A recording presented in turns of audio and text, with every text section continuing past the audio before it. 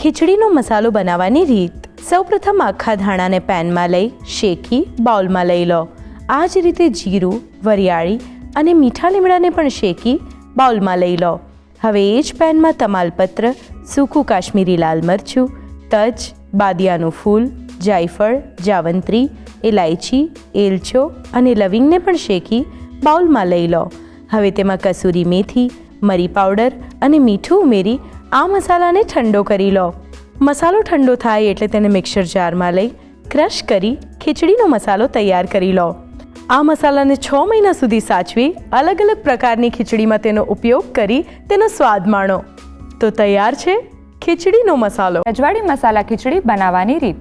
કુકરમાં ઘી ગરમ કરી રાઈ, તમાલપત્ર, એલચો, સૂકું લાલ મરચું, મરી, લવિંગ, તજ અને ચણાની દાળ લઈ સાંતળી તેમાં અડદની દાળ, હિંગ, લીલું મરચું, કાજુ, સૂકી દ્રાક્ષ અને ડુંગળી ઉમેરી સાંતળી લો.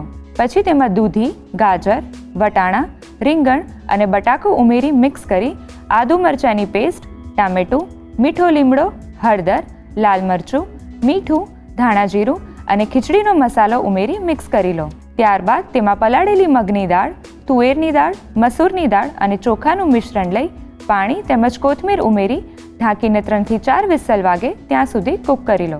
ખીચડી સરસ કૂક થઈ જાય એટલે તેને સર્વિંગ બાઉલમાં લઈ કોથમીરથી ગાર્નિશ કરી ગરમા ગરમ સર્વ કરો. તો તૈયાર છે રજવાડી મસાલા ખીચડી.